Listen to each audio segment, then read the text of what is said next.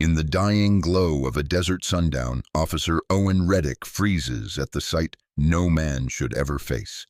His German shepherd Valor bound to a steel post in a rising flash flood, eyes shaking with the terror of a soul betrayed. For a man who has survived storms, bullets, and loneliness, nothing cuts deeper than seeing his only partner left to drown. As the truth unravels and an entire town's secrets rise from the dust, one question lingers like thunder over the mesa. How far would you go to save the one heart that never once gave up on you? Tell us, where are you watching from? Which city or country? Let's see how far this story travels. Dawn struggled to rise over the desert town of Mesa Lark as an early sandstorm smeared the sky in swirling bands of orange dust that moved like bruised thunder across the horizon. Owen Reddick drove slowly down Highway 47, the tires of his patrol cruiser crunching over gravel that had blown onto the road overnight. At 36, Owen carried the weary solidity of a man who had spent too long holding a broken world together. His tall, angular frame was tense at the shoulders, the product of years spent tightening himself against whatever might lunge at him from the dark. A faint, jagged scar cut across the left side of his jaw, remnants of an ambush years ago that had made him distrust sudden kindness and quiet nights. He kept his dark hair clipped short, more out of habit than vanity, and the stubble along his chin added to the constant fatigue in his gray, watchful eyes. Last night's memory returned in fragments. Headlights in the dust, a truck without plates veering into him, the steering wheel jerking violently as he fought to stay upright. And through the storm, the silhouette of a man watching, just long enough to be real, but too short to be useful. It wasn't the kind of threat a seasoned officer like Owen forgot. It was the kind that burrowed, hollowing the ribs, whispering that danger had memorized your name. He was only a few miles from home when his phone rang. No ID, no number. He answered out of instinct. The voice was low, male, rough, like sand dragged across metal. "You love that dog more than your own life, don't you?" Before Owen could speak, the line dissolved into static, then the empty howl of wind. A cold weight dropped into his stomach. He pressed harder on the accelerator, scanning the road, the ridges, the shifting dust devils that danced along the highway. Valor, his partner, his shadow, his anchor on nights when the world felt too thin, had been at home when Owen left for shift. Valor was no ordinary dog. He was a 5-year-old German shepherd with thick sable fur, a proud chest, and intelligent amber eyes that could soften into loyalty or sharpen into warning in a heartbeat. Strong in build but gentle in instinct, Valor carried the patient confidence of a dog who had rescued more people than most officers in the county. Yet under that bravery was a history of early trauma. Abandoned as a pup, he never forgot confinement, darkness, or the sting of human cruelty. As Owen turned down the dirt road leading to his house, a modest stucco home crouched against the desert wind, he noticed something wrong. 2 sets of tire tracks cut deep grooves across the sand, heading not toward his porch, but toward the dry wash behind the ridge. He stopped the cruiser, stepped out, and crouched beside the marks. Fresh, heavy, not from any vehicle he recognized in the neighborhood. His pulse quickened. The sandstorm's tail end hissed around him as he followed the tracks on foot. They led toward the concrete drainage culvert where, for most of the year, only dust, weeds, and discarded cans collected. But today the mountains had sent their first surprise of the season, a sudden sheet of runoff that churned through the channel with a fury that seemed impossible beneath the still rising sun. Owen heard the splashing before he reached the edge. Then he heard something else, a frantic, choking whine that pierced him like a blade. Valor! He slid down the slope, boots skidding on the wet concrete. The sight hit him so hard his vision staggered. Valor stood chest-deep in the rushing flood, his body trembling. A rust-stained chain wrapped around his neck, shackling him to a jutting metal beam under the bridge. His ears were flattened, his mouth open in panicked gasps as the current shoved at him again and again, threatening to sweep his legs out from under him. For a split second, Owen froze, not from fear of the water, but from something heavier, the realization that someone had done this deliberately, someone who knew where he lived, what he loved, and where his weak spots lay. The wind shoved more dust down the channel, mixing with the spray of the water. Owen forced himself forward. The concrete was slick, and one misstep would put him in the same danger as Valor, but none of that mattered. He slid the last few feet on his hands and knees, the floodwater soaking his uniform and burning cold against his skin. "Easy, boy. I'm here. I've got you." Valor's eyes rolled toward him, wild, pleading, but still trusting. Owen gripped the chain with one hand and fumbled for his pocket knife with the other. The current dragged both of them sideways. He braced a boot against the bridge support, teeth clenched as he sawed at the metal links. His muscles screamed. His breath came in short bursts. Each second felt like losing a lifetime. Then, snap. The chain broke. Owen wrapped both arms around Valor's soaked body and pushed upward with everything he had left. They tumbled together onto the muddy bank, Owen's back slamming into the gravel. Valor coughed violently, water spraying from his mouth, his whole frame shuddering with shock. Owen held him, fingers tangled in wet fur, whispering nonsense just to keep himself anchored. That was when he noticed the object stabbed into the dirt beside them, a rusted metal post with something tied to it. Owen reached out with shaking fingers, his old patrol plate, scratched, bent, and on the back, written in thick black marker, a message. "This is only the beginning." Owen stared at the words as the storm's final gust swept dust across his boots. Whatever this was, it wasn't a warning. It was a declaration of war. The desert heat pressed down like a solid weight as Owen carried Valor into the only veterinary clinic in Mesa Lark, his uniform still damp from the floodwater. The building, a squat adobe structure with faded teal trim, buzzed faintly under the spinning blade of an old swamp cooler mounted above the door. Inside, the air smelled of antiseptic and dust, sharp, clean, but unable to fully mask the heat that seeped in from the relentless sun. Dr. Nella Cortez stepped out from the back room as soon as she heard the bell chime. At 40, Nella had the steady hands of someone who had seen every form of panic come through her doors. She was a woman of medium height with a sturdy build, olive-toned skin, and black hair streaked with silver, tied into a practical bun. Her dark eyes held the kind of warmth that soothed animals instantly, yet beneath them was a firmness, the quiet authority of someone who had learned long ago that compassion didn't mean softness. Years working in rural shelters shaped her into a woman who met crisis with calm. But when she saw Valor's trembling body and the red welt around his neck, her expression hardened. "Put him here, Owen," she said, gesturing to the metal examination table. "Slow and steady." Owen lifted Valor gently. The German shepherd whimpered at the cold surface, his soaked fur clinging to his ribs, amber eyes clouded by fear and disorientation. As Nella leaned in, Valor flinched but did not resist. He trusted Owen's presence beside him. Nella examined the bruising first. She ran gloved fingers along the reddened fur, her brows knitting. "This isn't from a fall. These are shaped pressure marks. Someone's hands." She shifted to Valor's neck, sniffing lightly. "And this smell, ketamine-based anesthetic.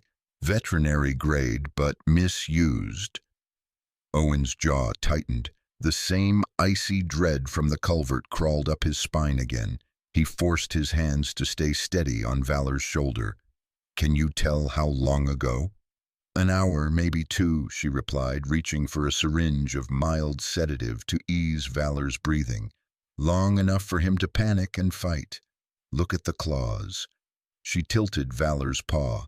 The nails were chipped, the skin beneath scraped raw, signs of desperate kicking against metal. Owen looked away, swallowing down the anger rising in him like bile. His phone buzzed in his pocket, then again and again. 4 messages in rapid succession. He hesitated before checking. Unknown number. Stop digging into last year's missing K9s. Another, walk away while you still can. And then, next time won't be just the dog. A final message lit the screen. You're being watched, Reddick. Heat flushed through his chest, not from the sun, but from the suffocating realization that someone was tracking every move he made. Before he could respond, the phone rang. It was Mara Lynn. Owen hesitated, then answered. Mara's voice trembled, and immediately Owen pictured her the way she had always been. Tall and slender, auburn hair tied back in a neat twist, freckles across her pale cheeks, eyes too soft for the brutal politics of a county office. Working as the district police secretary had drained her, giving her a timid posture around superiors and a constant air of suppressed fear. "Owen, please listen," she whispered. "I saw some files, old K9 retirement logs. None of them look right. Dogs transferred, then no follow-up reports, no new assignments. It's like they just disappeared." He closed his eyes. "Who else knows?" "No one," Mara answered quickly. "If they find out I even glanced at those documents—" Her breath hitched. "Owen, please stop digging. Whoever did this, they're not afraid to hurt someone." Owen wanted to reassure her, to say he'd back down, but Valor's ragged breathing filled the room, and the lie died on his tongue. Before he could answer, Nella returned holding a small plastic evidence bag. Inside it was a cluster of red paint flakes. She pointed to Valor's fur. These were stuck just under the collar, same shade they use on the impound warehouse out by the rail yard. "Owen, something happened there." He stared at the flakes, feeling his pulse throb in his throat. Whoever had taken Valor had dragged him through that warehouse. That meant access, means, intent. A hand tapped lightly on the clinic door glass. Eldon Price, Owen's neighbor, stepped inside. Eldon was an elderly man with a wiry frame, weathered brown skin, and a shock of white hair under a frayed ranger hat. His movements were slow, careful, the result of a mining accident decades earlier that left a stiffness in his left leg. Despite the limp, Eldon had sharp eyes and a blunt honesty that made him both reliable and disarming. He shuffled closer, lowering his voice. "Owen, I wasn't going to say nothing unless you were here, but I saw a vehicle outside your place last night." Owen tensed. "What kind of vehicle?" "Big black SUV, Eldon answered, adjusting his hat. "Tinted windows, engine running. Fella in a black cap and gloves carried your dog out like he was hauling trash." Valor whimpered softly as Eldon's words hit Owen like blunt force. "You sure it was Valor?" "Positive," Eldon said firmly. "Dog tried to bark, looked scared out of its mind." The room seemed to shrink around Owen. He felt Nella's hand rest lightly on his elbow. Her voice softened. "This isn't random, Owen. Whoever did this knew your schedule, your home, your dog, and how to subdue him."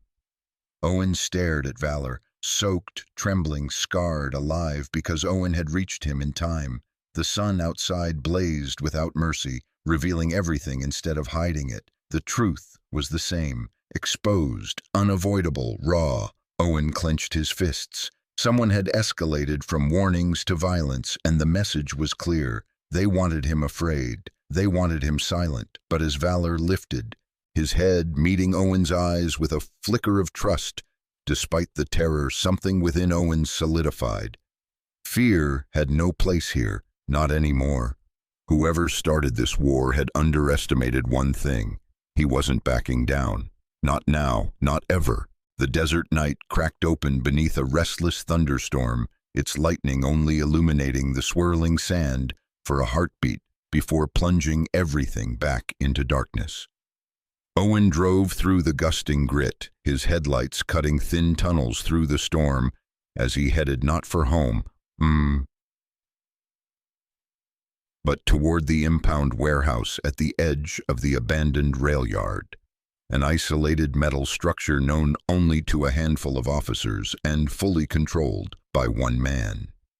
That man was Captain Doyle Mercer, Doyle was a figure people in Mesa Lark rarely described the same way.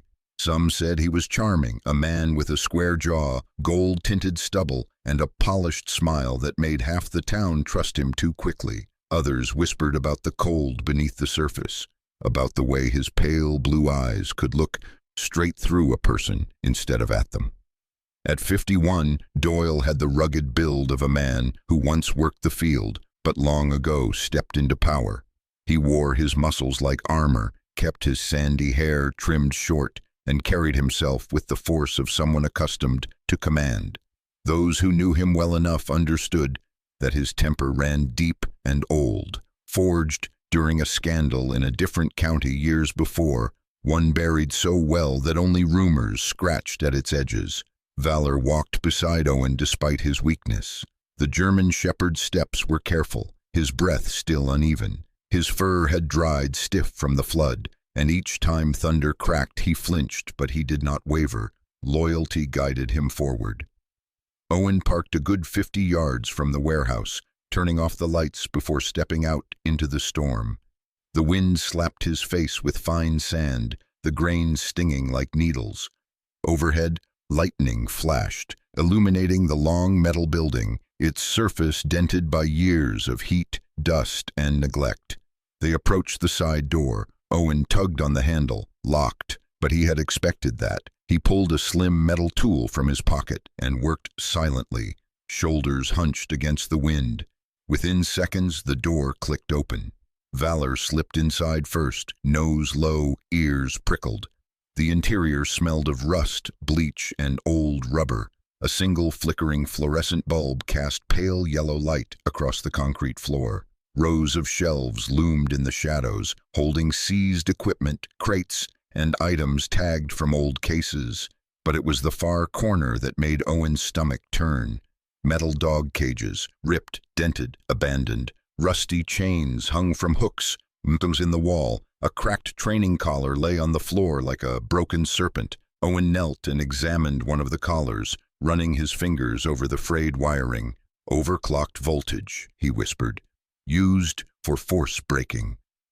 Valor let out a low, warning growl. His body stiffened, tail down, head tilted toward a large wooden crate near the back wall. The box was old, nailed shut along the top, but one side had been partially pried open. Owen approached, prying the lid up with his folding knife. Inside lay a blood-stained, state-issued field jacket. The blood was dark brown, dried, old enough to crack at the folds. Beside it was a USB taped shut with gray electrical tape. The moment Owen touched the USB, Valor whined and nudged his hand urgently, as if he knew exactly what Owen was about to uncover. Owen found the old storage computer shoved beneath the shelves, wiped dust off the monitor, and plugged the USB in. The screen flickered, then displayed a row of video files labeled only with dates. He clicked the first. Static. Then a shaky image of a dim warehouse. This warehouse. A younger German shepherd was shoved into a crate, the camera jostling as someone kicked the door shut.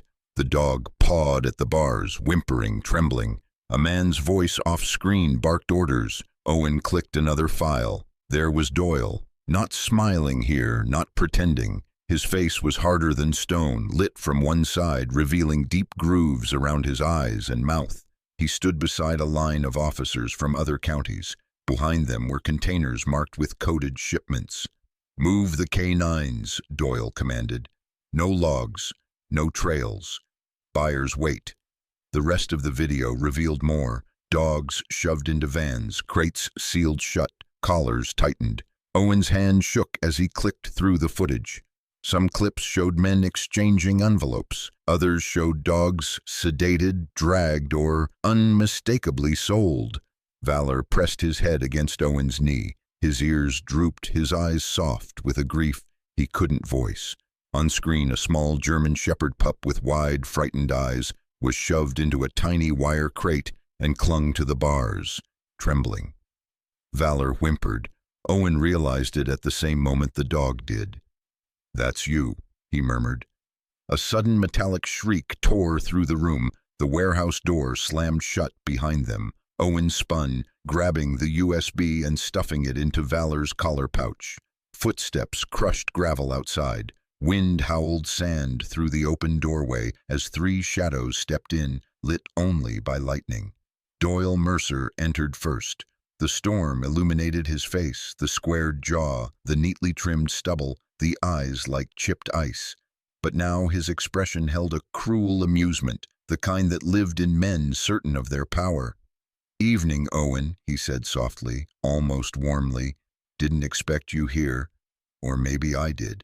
Behind him were two men Owen didn't recognize, one tall and gaunt with hollow cheeks, the other broad and silent, both dressed in dark tactical jackets. Their boots crunched on loose debris as they spread out. Owen slipped behind a shelf as Doyle stepped forward. "You could have stayed out of this," Doyle continued, voice low, "but you always were the stubborn type."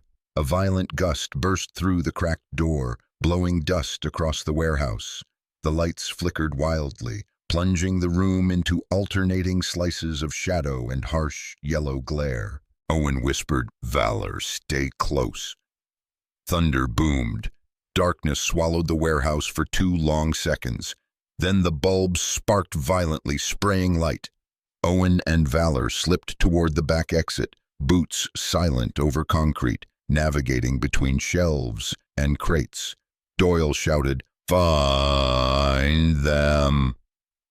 Owen shoved open the rear door just as another crash of lightning split the sky. The storm wind lunged into them, almost knocking Owen off balance. He and Valor sprinted along the abandoned railroad tracks, their shadows stretched thin across the desert floor. Behind them, Doyle's furious voice tore through the night, chased by thunder. Owen didn't look back. The last light of day bled over the old Mesa Lark rodeo grounds, turning the dust in the air into floating embers of orange and violet. Rows of wooden bleachers creaked as townspeople filled them, boots scraping, murmurs rising like the low hum of insects at dusk. The wind had calmed after the storm, leaving only a warm desert breeze that carried the faint smell of hay, leather, and old memories. The county council had chosen this place, not the town hall, because this was where truth felt unavoidable, where the land itself held witness to triumph and failure. Tonight, it would witness something else entirely. Owen Reddick walked across the sandy arena floor, wearing jeans and an old slate-gray shirt, nothing of the uniform he once wore. The dryness of the air tugged at the scab forming on his cheek from the warehouse escape. Beside him padded Valor, still thin, still bruised, but newly alert. His fur along the neck remained marked by a faint red indent, but his ears, once drooped from pain, stood tall again. Children sitting on the lowest bleachers whispered and pointed, wide-eyed, as if seeing a legend rise from dust. At the center of the ground stood a makeshift projector screen stretched over a white canvas tarp. The first images flickered to life, rusted cages, electrical collars, inventories stamped K9 transferred, all tied to districts that had quietly lost their working dogs. The USB footage followed, grainy, brutal, undeniable. The room seemed to breathe in and hold its breath. Mara Lynn stepped into the spotlight hesitantly. 33, auburn hair tied back, freckles deepened by the sun. She looked far more worn than when Owen had last seen her in uniform years ago. She had always been bright, capable, but years under the shadow of Doyle Mercer had carved a tired sharpness around her soft features. Holding a file close to her chest, she spoke with a voice that trembled but did not falter. "Captain Mercer threatened me," she said. "He forced me to alter transfer logs, hide missing animals, classify destroyed property as misfiled paperwork, and he told me if I ever spoke up, he would make sure Owen paid for it." Her throat tightened as the bleachers erupted with shouts. Anger, disbelief, heartbreak. She swallowed back tears and forced herself to continue. "I'm sorry, to all of you, and to you, Owen. I should have done more." Before Owen could speak, another voice rose from the crowd. A tall, wiry man with silver hair and a stiff gait stepped into the aisle. Bramley Shaw, late 50s, walked with a pronounced limp. His face was angular, weathered like sandstone cliffs, his eyes a pale gray that had long ago learned how to hide pain. He had the posture of someone who once stood tall but now carried invisible weight on his shoulders. Shaw lifted a trembling hand. "I served as a K-9 officer in Clearstone County," he said, voice gravelly. "I had a German shepherd named Rook, smartest partner I ever had. Loyal too, more than most men I knew." A hush fell. The weak Rook was reassigned for rehabilitation. He vanished. Shaw closed his eyes briefly, as if the memory physically struck him. "I asked questions. They shut my career down within months." The projector showed another image. Rook in one of the dateless logs tagged, "Transferred, no receiver." People gasped. Someone shouted, "Justice for the dogs." Another yelled, "End the corruption." Valor pressed against Owen's leg, ears flicking at the rising chaos. At last, Doyle Mercer himself walked toward the platform, pushing through the crowd. His uniform was crisp, his badge flashing gold in the floodlights. Up close, the tension around his eyes was visible, fine lines deepened by anger, perhaps fear. His posture was confident, but his jaw clenched harder with each step. He stood tall, but the wind tugging at his sleeves stole some of his authority. "Folks," Doyle began, tone smooth but frayed at the edges, "let's be reasonable. These videos, fabrications, the claims, lies spread by smugglers trying to smear my name. Officer Reddick has always been unstable, too emotional about that dog of his. None of this is real." Boos exploded from every corner of the stands. Several former officers stood up and shouted back at him. Eldon Price, the old man with wind-burned skin and a spine like a bent mesquite tree, lifted his cane and hollered, "We saw you. We know what you did." Doyle's face tightened. Owen watched it all silently, hands at his sides. He didn't need to speak. The screen behind him did it for him. Frame by frame, dog by dog, lie by lie. By the time the presentation ended, desert twilight had deepened to a smoky indigo. Wind hummed against the metal railings, quiet, expectant. Then a convoy of state police trucks rolled in, lights flashing blue over the arena dirt. A stern woman in a tailored suit stepped forward. Deputy State Marshal Leora Vance, mid-40s, short black hair, bronze skin, sharp eyes that missed nothing. She carried the aura of a woman who'd spent decades carving order out of chaos. She approached Doyle without ceremony.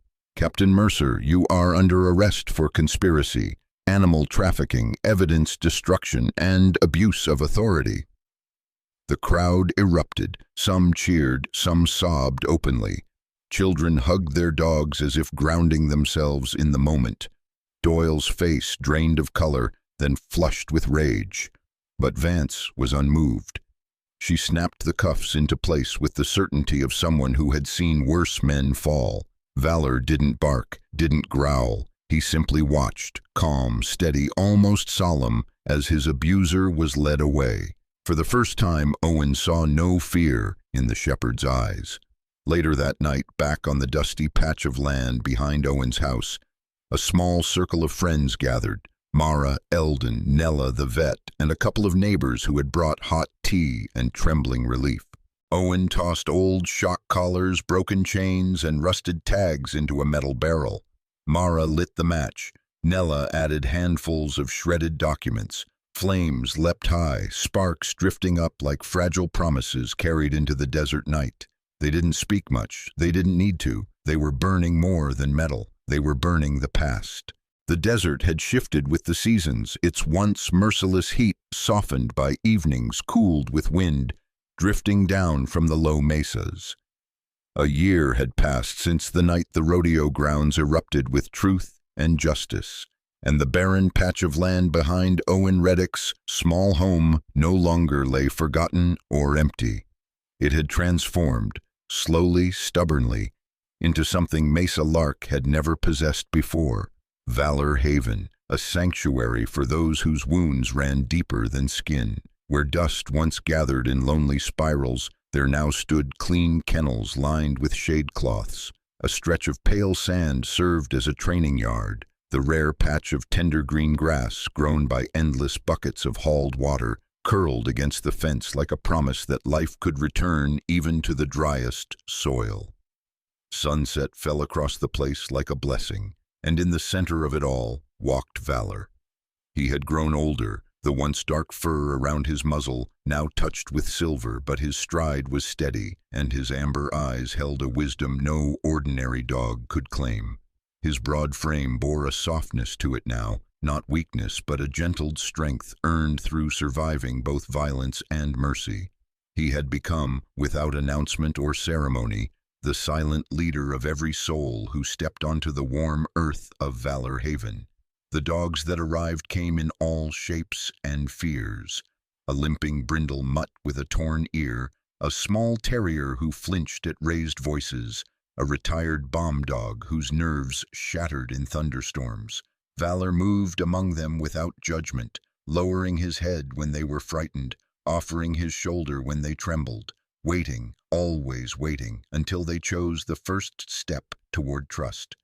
The children came too. Some were sent by the county's new therapy initiative, kids who had witnessed domestic fights that left bruises on their minds, even when their skin stayed untouched.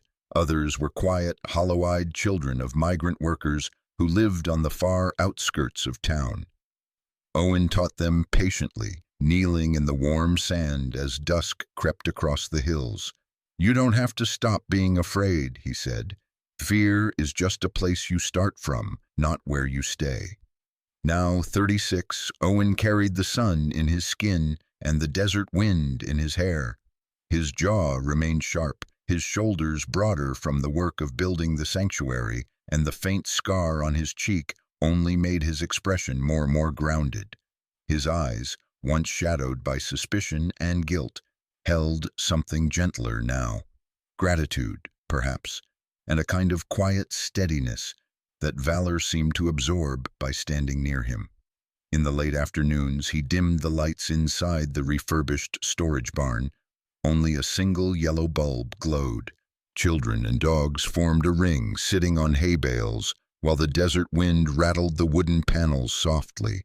Valor lay in the center, unafraid of the shadows that once terrified him, letting small hands lean against his ribcage while he breathed. Slow, rhythmic reassurance.